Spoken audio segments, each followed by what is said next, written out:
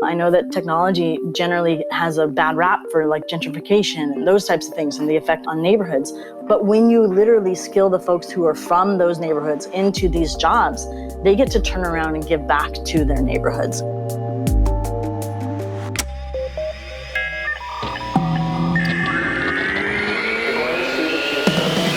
Hi, everyone. Welcome to Behind the Tech. I'm your host, Kevin Scott, Chief Technology Officer for Microsoft.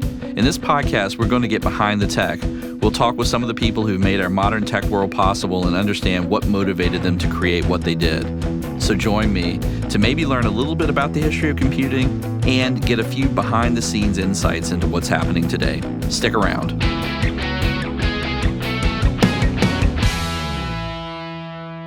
Hello and welcome to Behind the Tech. I'm Christina Warren, Senior Cloud Advocate at Microsoft. And I'm Kevin Scott. And our guest today is Irma Olguin. In 2013, Irma started Bitwise Industries, a company that trains people in underserved communities for careers in tech. And she actually got started in her hometown of Fresno, California, where more than a quarter of the population is living below the poverty line. Bitwise has expanded its presence in several cities around the United States. Yeah, I really love what Bitwise is doing. And I love that it's being led by someone like Irma. I've spent a bunch of my time thinking about how we democratize technology, democratize the opportunities that technology can provide. I grew up in a small town as well, just like Irma. I went to a small high school. It was, super unlikely that I was going to get out and have a career in technology. So I'm always stoked to talk with folks like Irma, like especially ones who are so community minded and trying to do good for other people. Yeah, I think it's a really important conversation, and I'm really excited to hear you two talk more. So let's dive into your conversation with Irma.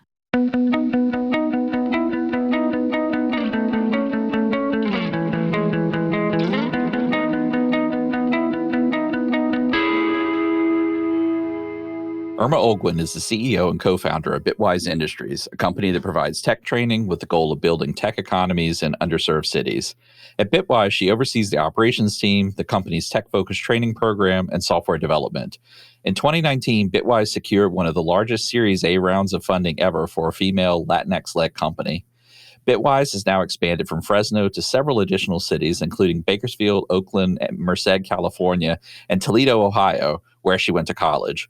Olguin holds a BS in computer science and engineering from the University of Toledo. The work that you're doing at Bitwise is super near and dear to me. Welcome to the show, Irma. Thanks for having me, Kevin. So before we get into all of the super cool stuff that you're doing at Bitwise, I'd love to hear about how you got started. Where'd you grow up? How did you get interested in technology? Tell us a little bit about that. That's a good one. That's a good place to start. It has a lot to do with the work that we're doing today and why we do it. So I'm from a really small town called Carruthers, California. It's right there in the heart of Central California, ag-based, miles and miles of vineyards and orchards surrounding on all sides. Graduated in a class of, I think, 86, 88 people, something like that. So it's a town of about 2,000 folks. Not a lot of technology happening in that space. Lots and lots of agriculture, and that's my background. I come from a family of, I'm the descendant of Mexican immigrants who became farm laborers, immigrant farm laborers in Central California, following the work, finding the food. And that's the sort of my start, my sort of illustrious beginning was there in the fields. So it sounds like our starts were similar. Like I grew up in a very small town in rural Central Virginia. I think my graduating class in high school was 60. Nice. And so I have an appreciation for how unusual it is, I guess, is the best way to say it, of someone from a community like that where your parents weren't in tech, I'm presuming. Correct. So how did you find your way to tech? So sort of a zig and a zag, as many good life stories are, right? So I was 15 years old. I was sitting in my high school class, and I heard over the PA speaker that the PSAT was being held in the cafeteria. And not being a college-bound student, again, descendant of immigrant farm laborers, college was not going to be part of my life story. I didn't know what the PSAT was. I didn't know what the letters meant. But I was 15 years old, and I did understand that I could get out of class for half a day if I went to the cafeteria. So I did what any 15-year-old would do, and I went to the cafeteria. I ended up taking this test that would radically change my existence when marketing mail began to arrive at my house from different colleges around the country. And that was the first moment that I wondered to myself, I wonder if higher education might be for people like me. That's awesome. And did you have an immediate affinity to computer science or engineering, given that you were going into all of this, cold, so to speak? Right. No. So my sort of disclaimer here is that this is not career advice to anybody that's listening. But the way I chose my major, I got all the way across the country, which was a feat in itself. I accept a scholarship. I go across the country. I don't know anybody. I don't know how college works, like as a system. And the woman who's taking my information to get me into the correct, orientation says, "Okay, what's your major?" And I look back across the table at her and I said, "What's that?" And she said, "Oh, that's where you're going to spend your time." And I said, "Well, give me that catalog back. Give me 1 second." And so I'm flipping through the catalog and I see this new building that was made out of glass. 17 years old, across the country, don't know a soul. And I think to myself, wouldn't it be really neat to take classes in a glass building? And that turned out to be the College of Engineering, which is how I landed in technology at all. That's super cool and like a hugely lucky break. I mean, couldn't have planned it better. That's for sure. Didn't plan it at all. Let's be really honest. So I don't know if you've read Tara Westover's book, Educated or Use. She recently wrote a really great op-ed piece in the New York Times. And I think she had a similar path into education and a professional life as well. Like, maybe, even more trying than most. Mm-hmm. And, the thing that she said in this op-ed piece, like the single word that described her first years in college were just exhausted, because she was working all of these jobs and like scheduling her classes around her jobs and just sort of struggling to figure out, like, how am I just going to make all of this work, and not knowing the answer to the question and just being exhausted, not just from studying, but from the whole mechanism of figuring out how it was she was even going to support the act of studying. So how was that for you? That's a good word. That is an apt word.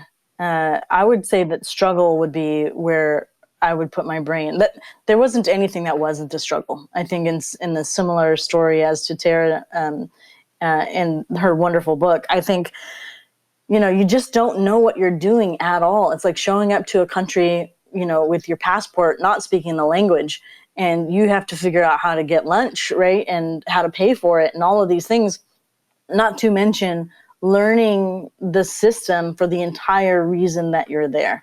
And so, you're playing catch up the entire time.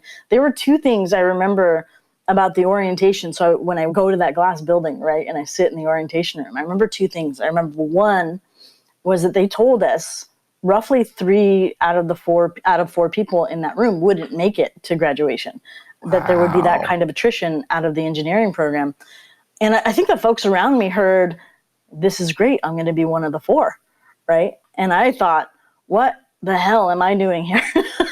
Have I just wasted all of my family's effort to bring me to this moment to not make it? And then the other thing that I remember was that they adamantly recommended that you not work during college because the program was that rigorous. And I thought to myself, I don't have a choice. This has got to, girls got to eat, fish got to swim. That's it. Yeah. So, and that was super hard. I think, again, it's not just the studying and being behind the ball there also, but you don't have really time to think or wait. You're just in survival mode. Yeah. I mean, did you feel like you had a reasonable support network there? Because the other thing that I struggled a lot with, neither of my parents went to college, and I was working a more or less full-time job, and I was also doing, I think Tara did this as well. Like I was trying to stuff as many credits as humanly possible into a semester because I wanted to figure out if I could graduate earlier, because not having to pay that extra semester of tuition was going to be a big deal to me. Yes. On top of all of that, I felt like an imposter the whole damn time. Like I just wasn't meant to be there. And it wasn't until I figured out how to get a support network and, try to find some level of confidence in what I was doing. And like my confidence was in computer programming. Like I'd been lucky enough to get my first computer when I was 12, and I was a pretty good programmer. So that was my comfort zone. Everything else was like wildly uncomfortable. Yeah, I think, there were so many things that made the experience uncomfortable, but it's nobody's fault, right? I mean, I was introduced to email the day I arrived at that college. And so I remember taking this piece of paper that I had in my hand, and I leaned across to the person next to me and I said, "What's this?" And he said, "Oh, that's your email address." And I said, "What are the letters underneath it?" He said, "That's your password." And that was my beginning in that space. And I was always that kid right through all of school. It was, what is this? And how do I work it? Right? How do I make this work for me? But I think the other thing too, and not to get too deep or too personal, but there wasn't anybody who looked like me or sounded like me. I was coming from across the country. I'm a 5 foot tall, queer, Latina woman. There was only me that fit that description. And so in terms of support network and system, you first have to get over the idea that you're the only one of you. And then you can start to understand what a network looks like or what support looks like for you. But it took me a little while to struggle with those things first. Yeah. And did you have a moment where things clicked, where you're like, okay, like I got this, like I know I'm going to be able to do this and make a career with this, and I'm going to like it? I wake up every single day asking myself if I can. Still working on that confidence, Kevin. No, I think that's awesome. I'll tell you what did feel familiar and comfortable. It wasn't the idea that I was going to make it. It was the idea that I have what it takes to struggle through it. I do remember those moments. I remember actually one of the school that I went to, you do these 3 cooperative work experiences before you can be an engineer. You've actually got to do the job before you can have the degree in the job, which was a really wonderful experience for me. In that very first work experience, being a computer engineer for somebody else, that check, I remember getting paid. And I thought to myself, whatever it takes, I'm going to make this work, because this is community changing money for me. And there was a moment, I like to tell the story of hanging out with my coworkers. We were working late at night in this work experience program, and we ordered a pizza. And they asked me, I gave them a 20, and they go and they pay for the pizza at the door. And they say, "Hey, Irma, how much do you want to tip?" And my automatic response was, "Tell them to keep the change." And it was in that moment, right, when you don't calculate how much change there is and whether you're going to need a couple of those bucks for yourself, that I knew I could make this work. I was going to muscle my way through it. If I was going to latch onto it with my teeth if I have to. This was going to work for me. And so that confidence, I think, actually supersedes the idea that I'll succeed so much as like, it's more about I can hang. That's awesome. I want to double click on this thing that you said just a second ago. So you said that it was community changing money. So like a lot of people would have said life changing money. And so like that's a very interesting and unique way of looking at the world, and probably informs some of what all of what you're doing with Bitwise. So like, where does that come from, that this notion of community is so important to you? And like, it sounds to me like you feel a sense of obligation towards that community. Absolutely. It's a compulsion at this point. I can't fathom a different way to exist anymore. Maybe there was a time when my life could have taken a turn at the fork, but it just didn't.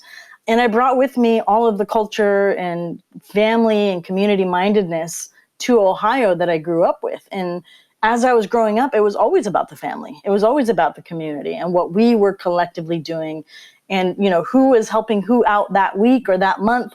And that's, I think, the fabric of what we do now. You can see the threads of that woven in, is that this is not just about your personal success story. It's about how you're contributing to the success stories of the people around you and caring just as much about that as you do about yourself is how you must exist, or else we're not going to make it as a group. And we're going to continue to stay in the spot that we've always been, which is struggle mode. So the only way out is together. That's so awesome. So let's talk about Bitwise Industries. So at what point in your career do you decide to go do, well, first tell us what it is, and then, what made you decide to do it? Bitwise Industries is an attempt to make what was serendipitous in my life and in the life of my co-founder, whose story you don't get to hear on this particular podcast, but who is just as interesting. But to take those things that were serendipitous in our lives and turn them into more intentional and meaningful systems that people who grow up in this way have access to and feel a sense of belonging once you see that it could be for you. Because as we've just sort of described, there are multiple things that stand in the way of earning a high growth, high wage job in the technology industry. And it's not about technology. None of the things that we just described were about technology, right? Community, culture, opportunity, the damn bus ticket to get from Fresno to Toledo. Like those were the things that were really barriers to entry.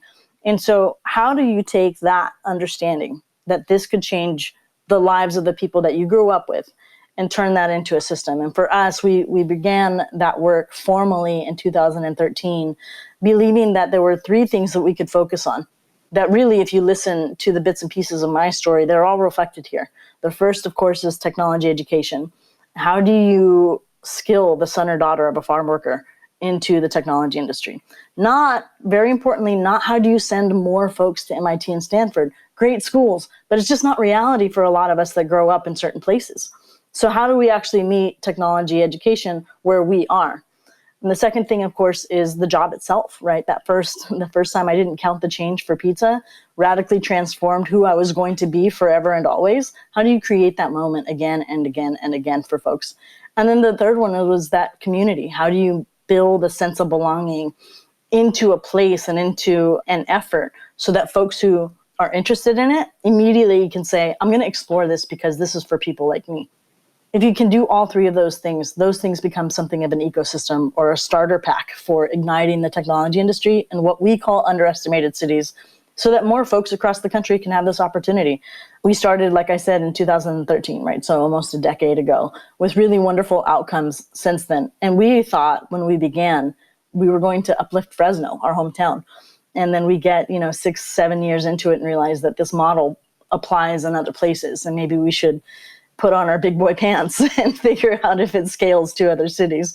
And then we did. In 2019, we decided that this model does matter to other places, other underestimated cities. It could impact lives. And we decided to grow across the nation. Yeah, I think this is one of the more important things that we as a society need to be doing. I wrote a whole book about this. And I love so much what you're doing. We're barreling into a future that is increasingly shaped by technology. You even look at the time we're taping this, there's a horrible war happening in Ukraine. And, a bunch of the instrumentality of that war is digital, so people are using cryptocurrencies to try to figure out how to route around the major disruption in financial systems. They're using social media to try to, stay connected with friends and family and to figure out how to resist. There's all of this stuff that's happening using technical tools that weren't available even, 15 years ago. I have this thesis that you want as broad a spectrum of the population as humanly possible. And I mean that in every way. I love that you're thinking so much about geography. It's so, diversity is about, ethnicity and identity and, a whole bunch of things about the individual, but it's also about location and, a bunch of other stuff. And you really do want people participating very broadly, not just in the opportunity part of it where, they can afford to tell the pizza delivery person to keep the change, but that they're actually helping to make the future. That's right. How much do you all think about that? Is it mostly about economic empowerment, or are you also trying to, equip people with the skills that they need to build their communities? Absolutely. And there's nobody, we don't think, better equipped at solving real problems than the people who know and understand real problems, right? How do you modernize our digital infrastructure in the United States in terms of our government systems if you've never used a government system? Or if that's not important to your survival, then maybe solving that problem is not going to exactly be top of mind for you. So that cross-section of life experience and your ability to see a problem differently, we think is major. So yes, we lead with the economic opportunity in front of the human being because that's what changes lives. But we're not blind to the fact that once you do that, these folks are more informed and better equipped to now solve the problems that we struggle with in our day-to-day. And then for us, I'll even layer an additional piece on top of this, Kevin, is that once you are out of struggle mode or out of survival mode, you can begin to give back to your communities in ways you never thought about before. You could never concentrate on those things before. And that means voting differently, and that means participating in school boards. And so we genuinely believe that this is the way to diversify body politic as well. And that's important to us. I completely agree with that. And I think that as you have more folks who aren't in struggle mode, like I like that. Like that's now going to be part of my vernacular. But like once you get out of struggle mode, you also, can really, you can sort of serve as a role model. Like you can do a whole bunch of soft things that are hard to do otherwise. Like one of the things that we see in the work that we're doing with our family foundation is that in order to get out of struggle mode, like you are struggling against so much. And, I think the exceptional thing about your story is you just didn't give up. But there's so many opportunities to give up over little stuff. Like, I don't know how to sign up for this email. And like, I feel stupid that I don't know this. So like, I'm not even going to ask for help. And like, and I'm done.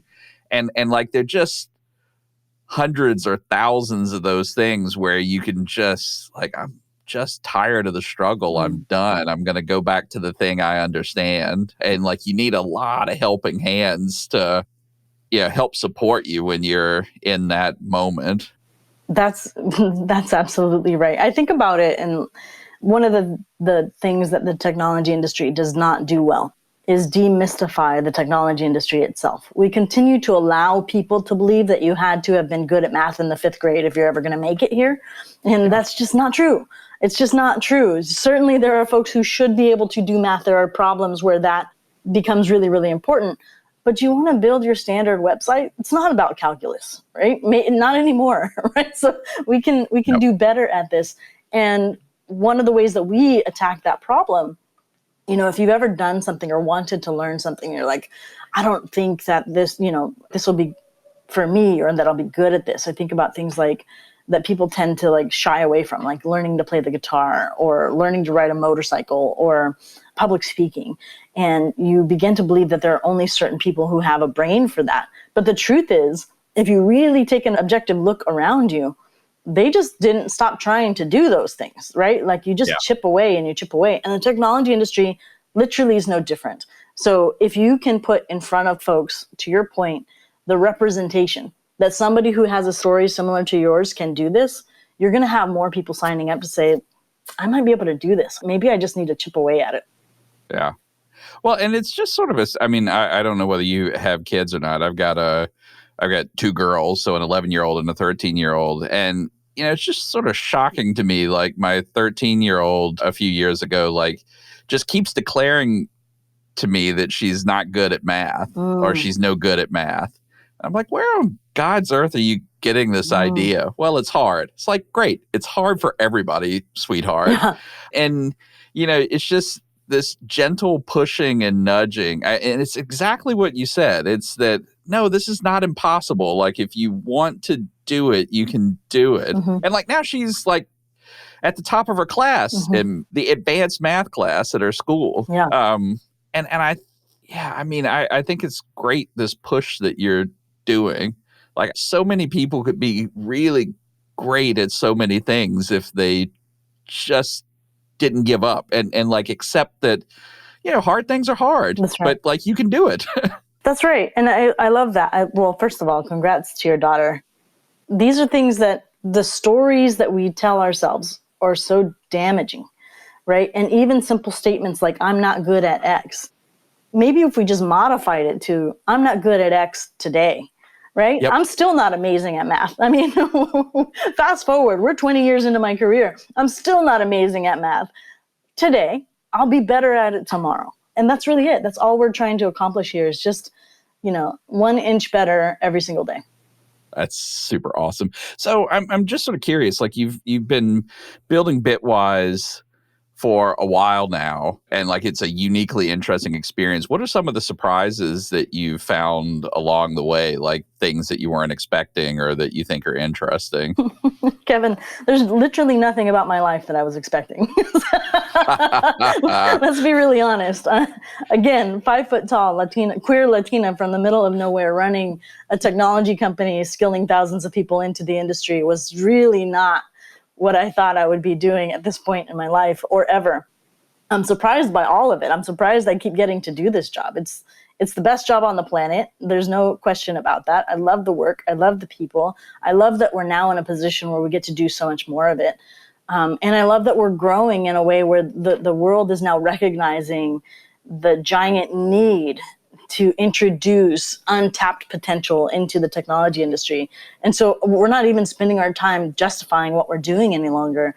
We're now saying, how can we help you grow this initiative of yours with the system that we have proven works? That's an exciting and really surprising place to be. Talk about not being in struggle mode anymore. Yeah, it's, I mean, really amazing. And congratulations. It's just really, really great to see that success. I mean, where it's just for the people that you're serving, just so awesome. Thank you. So let's talk a little bit about the future. So, it's great that we now have this acceptance that we need to be finding technical talent from these untapped places. It's great that you all are expanding out to like a bunch of places that aren't traditional tech hubs. So what are some of the big challenges you think we're going to face over the coming years? What are you all focused on?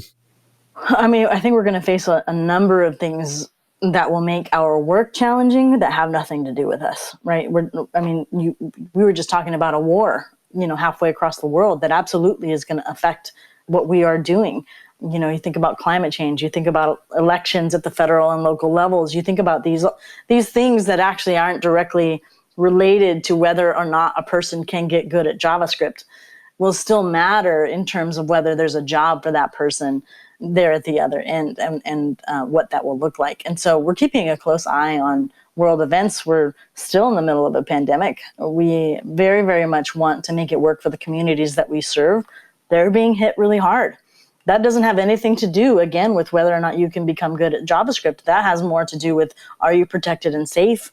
Do you even know what being protected and safe looks like in this moment in time? So our work really does reach beyond the technical skill and the technical job. This is about removing barriers to entry to the technology industry for folks who don't imagine themselves in it. So there's a lot of work there to do that is outside of teaching classes and building beautiful buildings. We're going to keep chipping away. We're going to not give up on that either. Has hybrid or like this push towards doing our work in a hybrid fashion with the pandemic, is that helping what you do at all? It's helping us from a number of viewpoints. I'll give you both sides of it. It's helping us from inbound interest. We have a lot more inbound interest than any point in our existence. Folks from primary markets who are looking to set up satellite offices, folks who maybe want to break off a piece of their teams and train them differently, folks who want to diversify their hiring, folks who want a social justice oriented and diverse technology workforce to execute on the work that they have, right? Software projects and call centers and on, that now coming to us to deliver that solution for them. All exciting things. The other side, though, where it gets really hard is that during the pandemic, when we all went to shelter in place, this remote hybrid work option didn't work for people who don't have broadband. And that is a great, chunk of the population that we want to reach. We work really closely with the formerly incarcerated. Not a great time for these folks, right? So these are the real world, real life challenges that we're up against. Business itself is booming. Life is not getting easier for folks who have been historically excluded from the most exciting segments of our economy. So, well, let me just ask, for the folks who are listening to this podcast, or for me, like, what can we do more to help? So there are a few things. The first, I think, is WISE makes sense for your city. We want to hear about that, right? We are in the middle of this national expansion. We have some really exciting updates coming at us soon here. We'll make a public announcement. All of that moving in the right direction. But I think for those who are listening, yourself included, if you've got buying power, right? If you've got contracts, if you've got vendors, think about where those contracts and vendors are coming from, or what they're delivering for you. With a Bitwise-like system, you can have your technology solution delivered for you and at the same time skill the next generation of diverse technology workforce across the country. Two birds with one stone.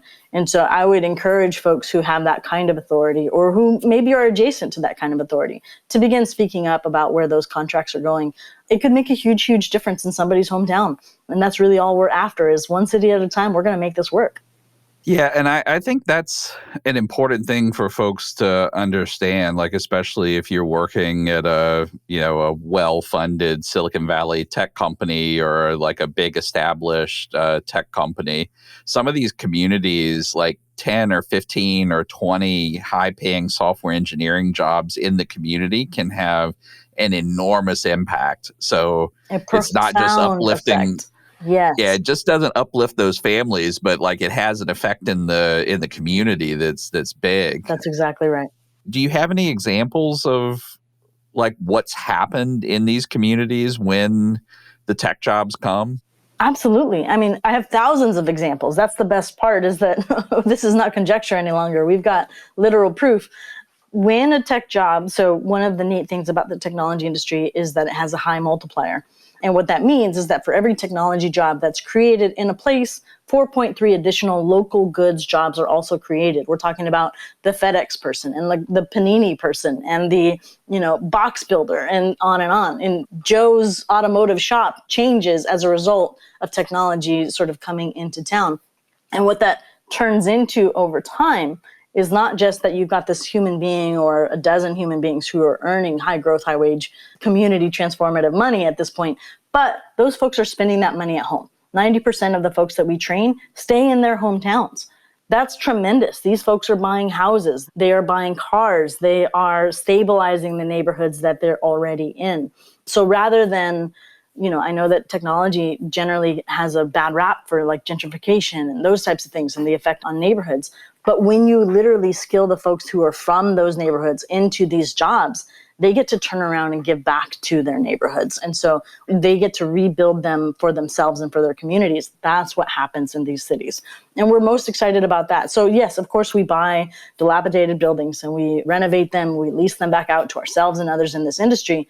But those folks who come and go from those buildings every day go to neighborhoods that they can change. And we see that effect over and over again.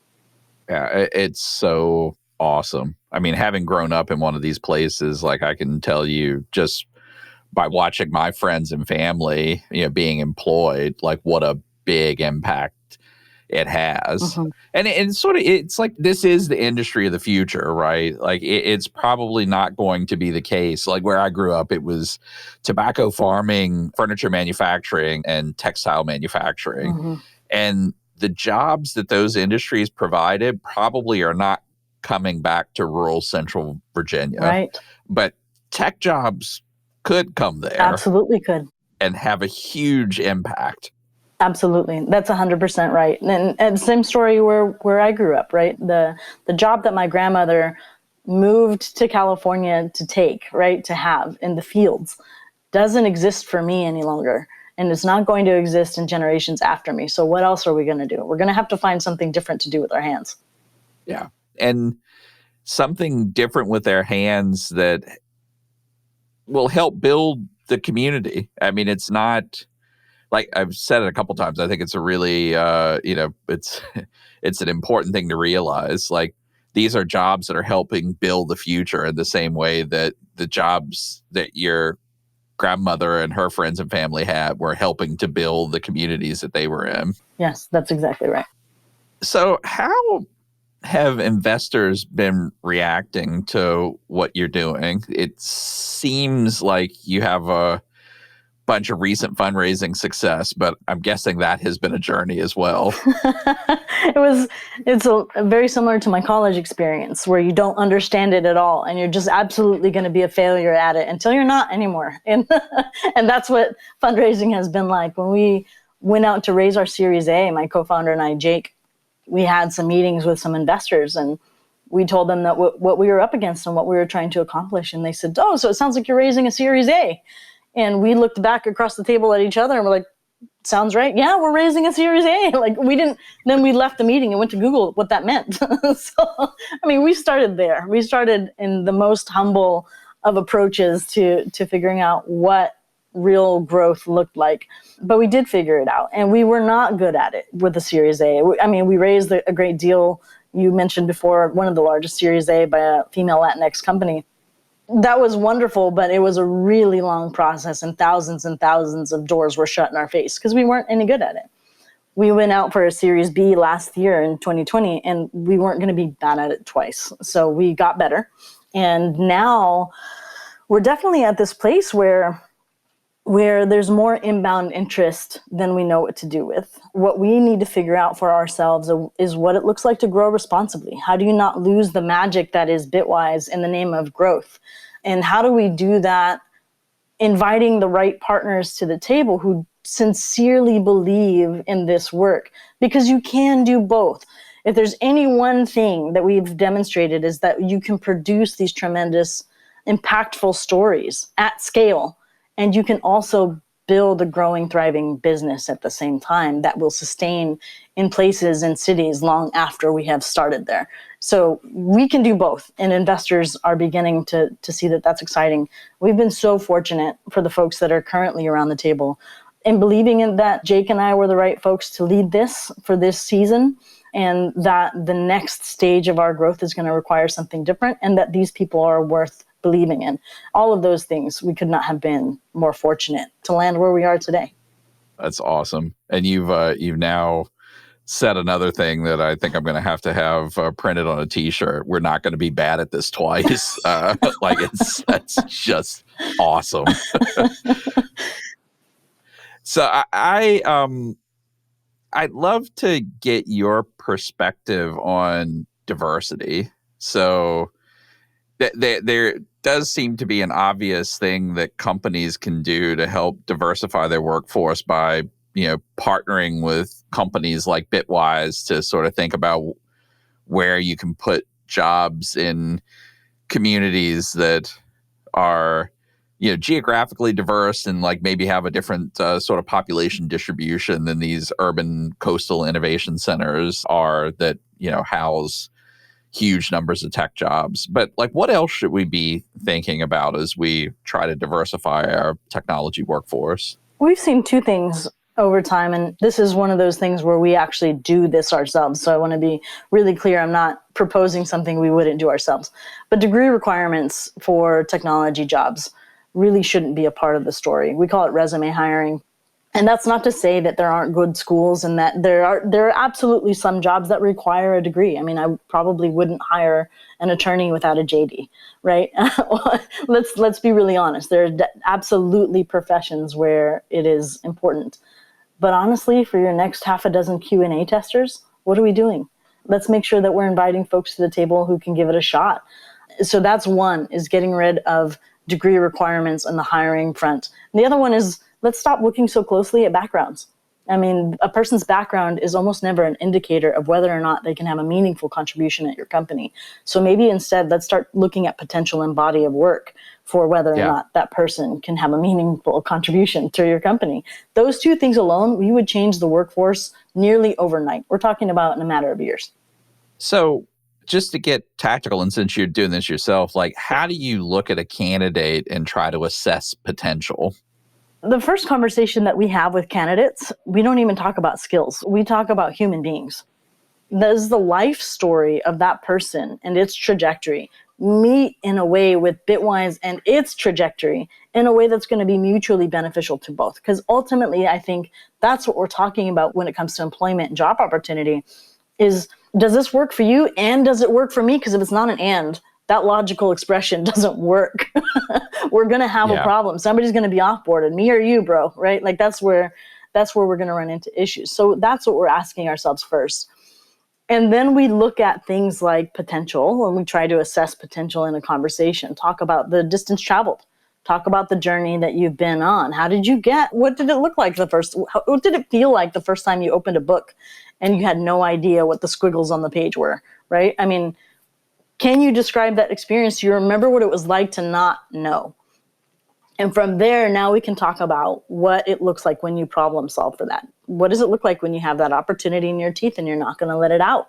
And those are the things that we really spend our time talking about before we get to, okay, now tell me whether or not you can, write a while loop. Like, we can get to that. We can figure that part out. But if that first part doesn't pass muster, then the conversation is simply not going to get very far. And honestly, you're not going to be happy at our company. Yeah. I could not more strongly agree with you about that. I mean, the thing that I always look for is like curiosity, flexibility, and determination. I mean, these are sort of like the story that you're telling about yourself. Like you have all of these things. And so if someone has these characteristics, like they can sort out the while loop or, like whatever math they're going to need to know in order to do the job. Like they just have to be curious enough to want to learn, determined enough to stick through it when they're hard, and just sort of flexible so they can roll with the punches. Yeah, absolutely. I think the other thing that we see too, I don't know if this is your experience, we see a lot on the hiring side where folks who are doing the hiring want the job for the candidate more than the candidate wants it for themselves.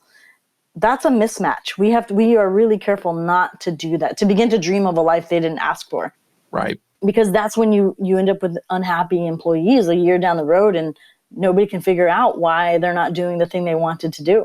It's because a year ago we made a mistake in sort of projecting onto them what we wanted for them.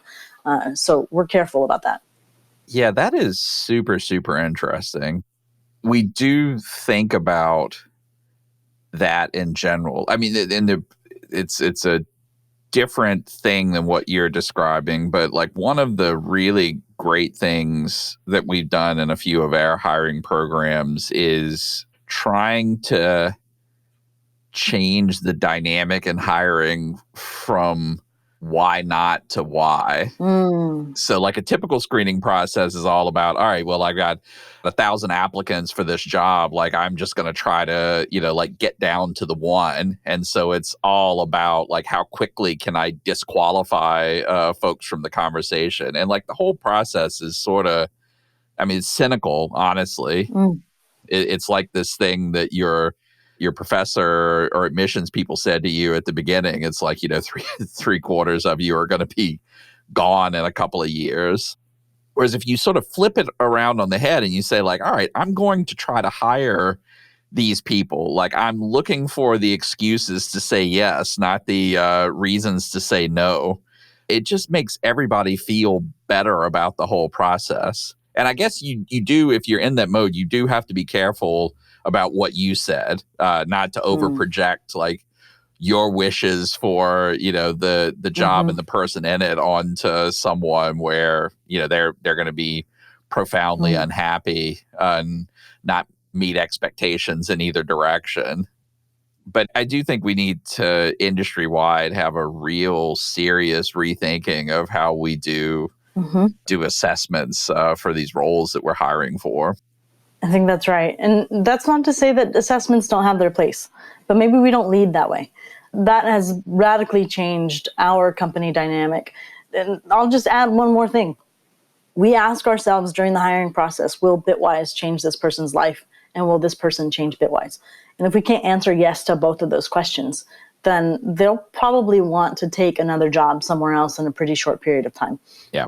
And folks these days absolutely want to feel their value and what they're contributing to a company, but they also want to do work, in many cases, that has meaning to them personally. Yep. And so that is something that is a hard thing to replace with dollars or perks or anything else. So we just don't try.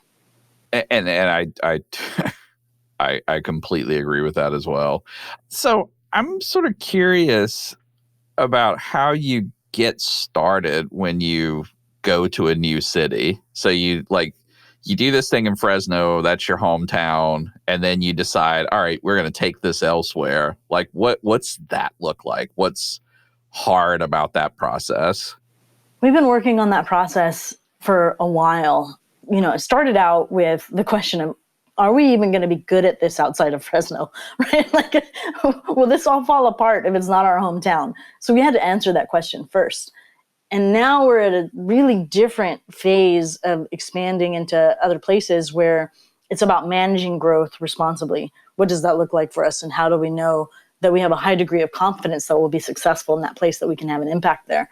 So we go through this whole process. We call it relational and commercial readiness, which is where we literally spend time getting to know stakeholders in the community at all levels. Like, of course, you start to think of folks like the mayor and, the chancellor at the school system and, the elected officials and those, but really it comes down to, but who's running that little co-working space on the corner? And what about that coffee shop over there that flamed out? Like, can we meet those people and talk about what the city is really like to live and work there? And so we go through a whole process of developing relationships in those places, community foundations, community benefit organizations, and on and on. I mean, the list is long, it's substantial for us. And then we ask ourselves, does a Bitwise make sense here, from a relational perspective? Do they want a Bitwise? That's a super important question for us, because if they've already got something good going, last thing we need to do is ride in on our white horse and come and fix someone else. Like, that's just never going to work. Nobody's ever going to feel good about that work in that place. And so that's a big part of it, is, do they want a Bitwise, a local expression of Bitwise in that place? And if we can get to yes across the board there, now we ask ourselves, is there enough commercial opportunity that we can aggregate here so that when we say we're coming, we're leaving at a sprint. We're leaving the starting block at a sprint. And that commercial readiness side is critical to growth and sustaining and the longevity of Bitwise in that place. But once we press play, the next piece is to hire the local team. We don't export our people out of California and into a new underestimated city in some other state. We go and we find the human beings who are going to know and understand their communities the way we know and understand our hometown, who love that place, who want to see something different happen, and who can really sort of open doors at all of the levels that I just described to sustain the work and invite folks in the front door who will then take advantage of the opportunity. So that's the process for us: relational readiness, commercial readiness, local team. And it is a process, but we're committed to it. And how long does that take, just to give people, some sense of the magnitude of the investment required? Just to meet with as many people as we want to in a town or in a place, it can take between 1 and 4 months. And that's before we ever begin to aggregate commercial opportunity. What does it look like? What's the philanthropy scene like there? What's the real estate scene there? What is technology consulting like in that place? Are we eating somebody's lunch if we come? Like, what is all of those questions? And that can take another 1 to 4 months before we ever begin to hire.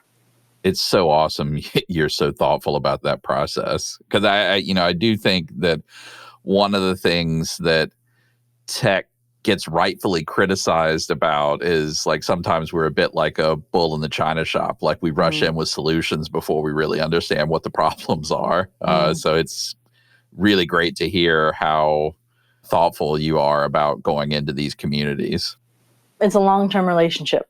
Let's be really clear and honest about that from the jump, and then we can all set expectations together about whether we want to do this together for the long run. Yeah, that's super cool. All right, well, we're almost out of time, and I've got 2 more questions. Like, one is sort of career advice, and another is, maybe more fun. So first with, career advice, if you could go back in time, what advice would you give to your 16-year-old self? Career advice. Or life advice, honestly. Life advice is maybe easier. Career advice, I would have told my younger self that it's okay not to know what you want to do. I think we do put a lot of pressure on young people to decide, in their early teens or even younger, what they want to be when they grow up. And if I had set my sights on something in the distant future that way, I don't think I would be doing this work today. And that I feel would have been a miss. So it's okay not to know. It's not okay to not try. That's the big part. I think that's the theme here, right? For this chat. On the life side, I would have told my younger self to come out of the closet sooner. You don't have to live in terror for a big chunk of your life. Yeah. Just take the plunge. Yeah. I think that's great advice all the way around. All right. So last question before we go. So you are obviously super busy doing work that's extremely meaningful. So you may not have much spare time, but if or when you do, what do you enjoy doing for fun? Your earlier question, I don't have kids, but I do have a small dog whose name is Bruce. And he and I love to spend time outside, lizarding in the sun or going hiking or just hanging out together. So that is my very, very favorite thing to do. That's awesome. What kind of dog is Bruce? Oh, he's a rescue. I have no idea. Nice. Yeah, those are the only dogs I ever had. When my wife and I lived in Manhattan, we adopted 2 Puerto Rican rescue dogs. Nice. So there was literally an someone we knew who was from Puerto Rico, and every time she went back home, she would bring 2 strays back with her. And she called my wife one night and said, "Hey, I'm bringing back 2 mutts from Puerto Rico. Can you help me foster them?" And we said yes. And fell in love, I bet. And fell in love. And we had both of them for 15 years. I love that. I love that so much. They were the best dogs. I love it. It's awesome. All right. Well, thank you so much for being on the podcast today, but more importantly, for all of this work that you're doing. I think it is so important. Like, your story is so inspiring. You are such a great role model for entrepreneurs and folks thinking about careers in tech, or people who just want to, do right by the communities that they're living in. So thank you for all of that. Well, Kevin, I appreciate being here, but more importantly, I appreciate you amplifying the stories of the folks who are coming behind us. That's awesome. I'm the very least I can do, and happy to be able to do it and talk with folks like you. So thank you so much. Appreciate you. Well, that was Kevin's interview with Irma Alguen. And okay, there were so many great things about that conversation. She's fantastic, first of all. And I have to say, I wasn't familiar with Bitwise Industries before learning about her, and hearing your interview, but I'm so impressed by what she's created. But one of the standout, I guess, themes to me as part of your conversation was this idea of resiliency and not giving up and continuing on, and how important that is, I think, and something that we can all kind of relate to, right? Yeah, she's doing fantastic work, but I think she is a role model for mindset that is so valuable when you're trying to accomplish something hard. So, I mean, like you nailed it. And it's that resilience. And she said a couple of things that I just think are fantastic, going into fundraising cold and, acknowledging that they weren't good at it the first time, but like they're not going to be bad at it twice. Yes, I love that. Like, that is such a great mindset. Like, you can apply that to everything. You can, and you can hold these 2 things in your head at the same time. It's like, all right, I'm going to be bad the first time I try anything. But if you don't commit yourself to getting better, you're going to stay bad forever. What I like about it is that it is so contrary, I think, to a lot of how a lot of us are kind of internalized and taught, which is that you feel like you have to be the best at everything and you have to be good at everything. And the problem with that is that you're afraid to try because you're afraid to fail. And you're afraid to get better. And so when I hear stories like hers, and when she says something like, we weren't going to be bad at it twice, I love that because it acknowledges we didn't know what we were doing the first time. We maybe made some mistakes, but we learned from it and we weren't afraid to try it again. Whereas I think many of us, and I've certainly had this in my own life, are afraid to continue to go after things if it doesn't immediately click, if it's not Yeah. immediately something that, and I don't even want to say easy, but just something where we don't feel like we can be successful. We immediately don't go forward. And I Yeah. think that that's such a missed opportunity for so many people.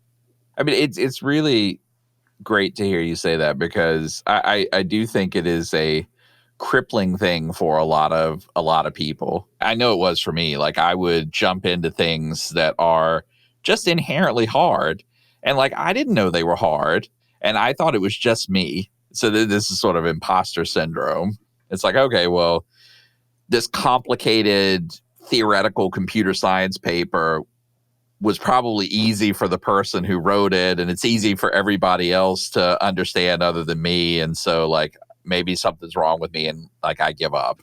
And being able to be vulnerable in a situation like that, to have that doubt, but have your impulse be, no, I'm going to figure this out. Like, I don't care whether I'm the stupidest person on the earth. Like, I'm going to get this.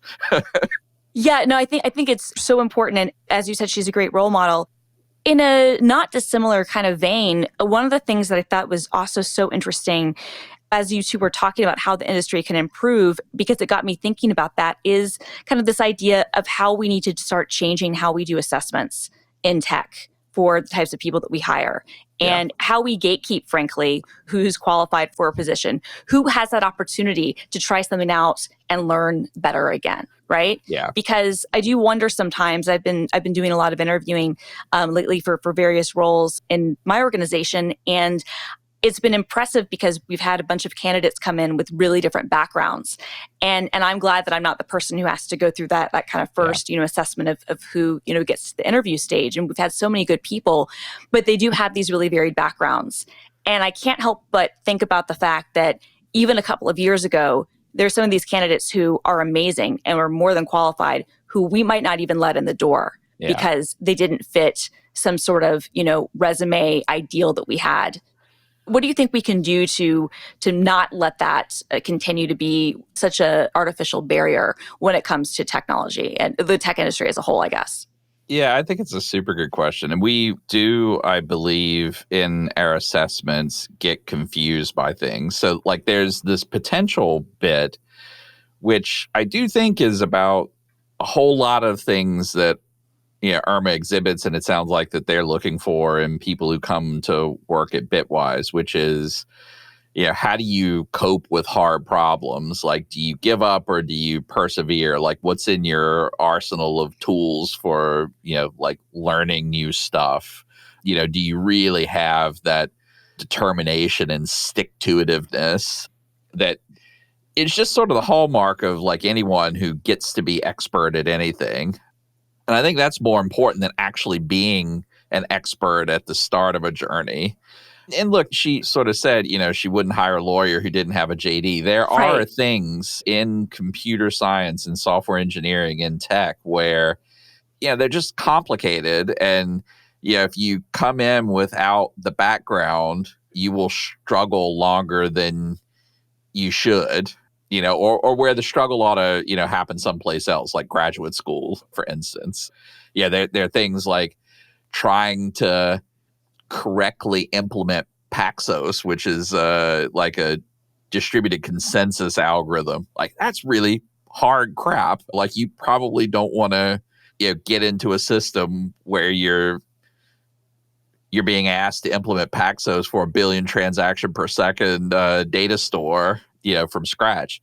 But we have to acknowledge that jobs in tech, like coding jobs in tech, are incredibly varied. And some of them need a lot of expertise, and some of them need just skill and potential that you can learn pretty quickly.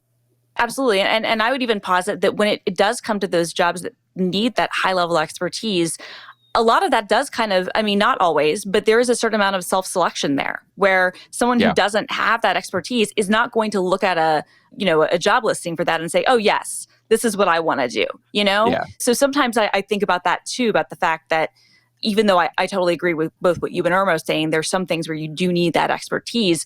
A lot of that takes care of itself. And I couldn't agree more that I think it really is about potential and are people willing to learn and what type of mindset they have, rather than just saying, okay, well, does this person check these boxes? Because you can miss out on so many great people that way. Yeah, and even the hard stuff where you need to go put in your 10,000 hours or your 5,000 hours or what else, like you can still do that on the job. Like I was a compiler, programming language, and computer architecture person in graduate school, and I learned to be a machine learning person through the course of a whole bunch of jobs I've done over the past 20 years. And it's doable. You can figure these things out on the job if you are determined, and like people will give you a chance. Absolutely. Absolutely. And so I love that programs like Bitwise are out there and that they're doing these things and that we're having these conversations. Okay, well, that is all the time that we have for today. Thank you to Irma Ongwen for spending her time with us. And if you have anything that you'd like to share with us, please email us anytime at behindthetech@microsoft.com. Thanks for listening. See you next time.